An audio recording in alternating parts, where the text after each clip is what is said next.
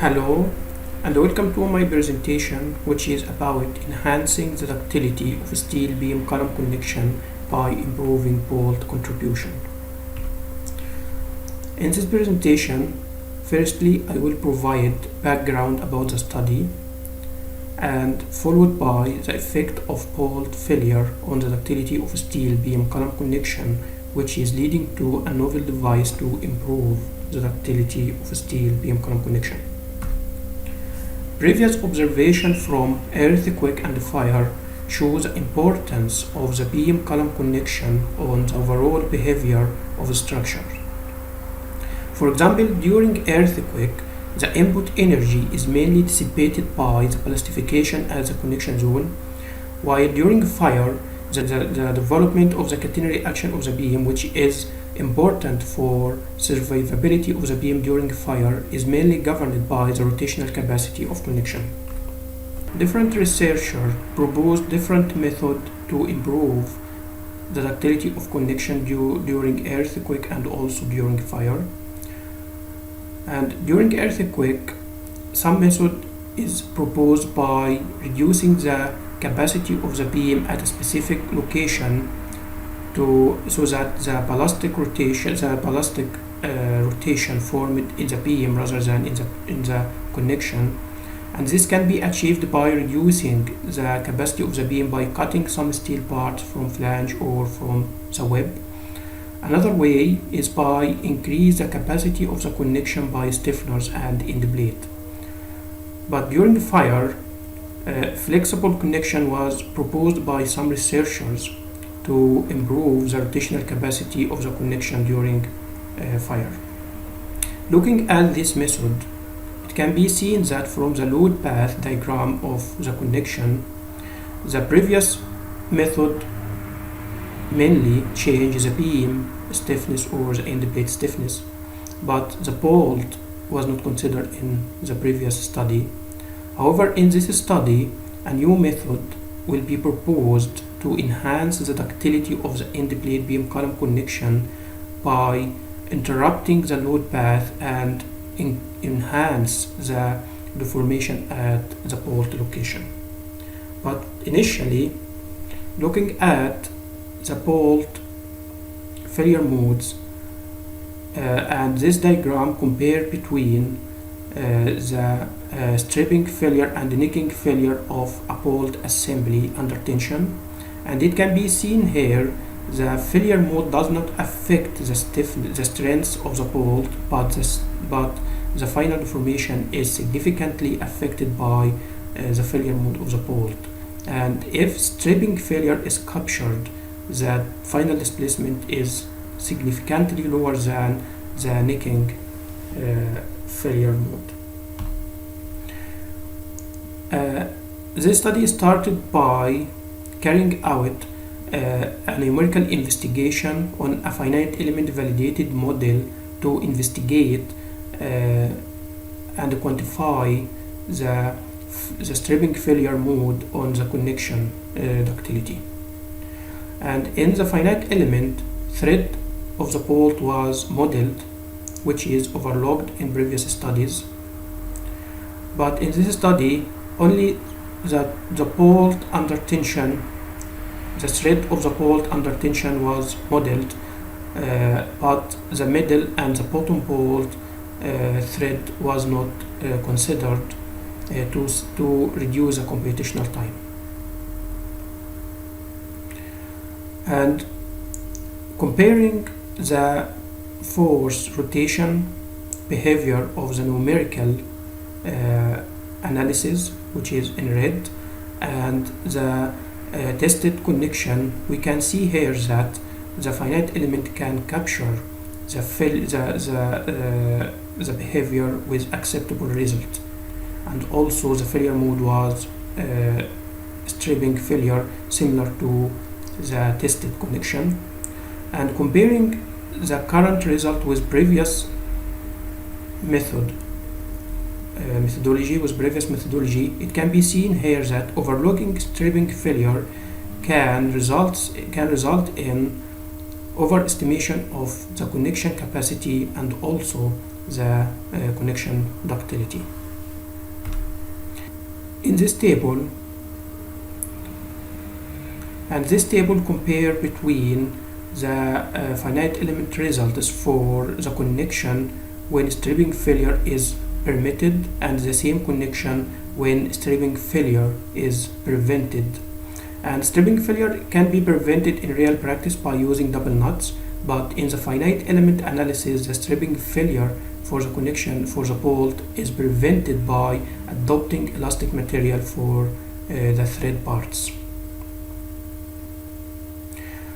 The finite element model was carried out for the connection at different temperature, for example 20, which is ambient temperature, 450 and 550 and 650 Celsius.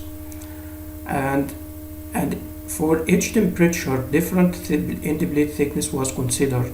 For example, at ambient temperature, 8 and 10 and 15 millimeter end plate thickness was analyzed. And for example, at 550 and 8 millimeter plate thickness, a stripping failure was observed. Was the controlled failure mode of the connection, and the ductility of the connection or the rotational capacity of the connection was about 2 degrees. But when the stripping failure is prevented, the ductility is increased by 5 times. However, the the load bearing capacity is slightly affected with about 20%. And this concludes that stripping failure has a deteriorating effect on the rotational capacity of the connection, while a slightly effect on the load bearing capacity of the connection. And also, it is well documented in the literature that thinner end plate is preferred over thick end plate to achieve a ductile response of the connection, but the previous study overlooked the stripping failure mode. However, this study shows that thick end plate can prevent the stripping failure mode. For example, at 450 with 10 millimeter end plate, stripping failure was captured, but when the end plate was increased to 15 millimeter, necking failure was captured, and the ductility was increased from 3.3 to 4.6. Now, moving to the proposed method to improve the ductility of a steel beam column connection, in which the load path between the end plate and the bolt is interrupted by a steel sleeve with curved wall. And this curvature was introduced to promote the failure by bending of the sleeve rather than the buckling. And this figure shows a 3D view of the sleeve and the bolt. And actually, the numerical investigation on the validated finite element model shows that the failure is controlled mainly by the amplitude value of the sleeve, which is A distance. And adopting very small A distance or amplitude value result in a very stiff sleeve, and the failure and the ballistic deformation will be concentrated in the bolt, and the failure will be bolt necking rather than sleeve. However, increasing the amplitude value result in the sleeve capacity will be lower than the bolt capacity, and it will depict a severe ballistic deformation before the bolt failure.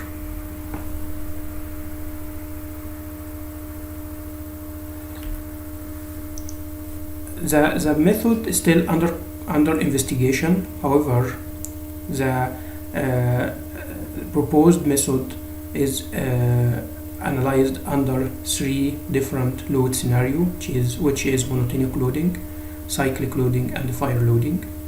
And for monotonic loading, this figure depict a comparison between the forced rotation behavior of the sleeved connection with the standard configuration in black. And for sleeve with 2D length, this means the length of the sleeve is twice the diameter of the bolt. And in this analysis, the bolt diameter was 20 mm, and the wall thickness of the sleeve was 5 mm, and the amplitude of the blow curve is 8.5 mm. And increasing the amplitude can result in higher elastic deformation of the sleeve, and the ductility of the connection can be significantly increased compared to the standard connection. Similar observation was captured for cyclic loading and also for fire loading. However, under cyclic loading, a pinching effect was observed. In conclusion, the connection capacity is slightly affected by the failure mode of the bolt assembly. However, the rotational capacity is significantly curtailed when the bolt fails by stripping. And for the proposed sleeve method or the proposed sleeve device, on the condition that the sleeve is the weakest element in the connection, it develops severe bending deformation before the failure of any connection component, which is bolt necking. Finally, the ductility of the proposed connection is significantly higher than that of standard connection. Thank you for your attention.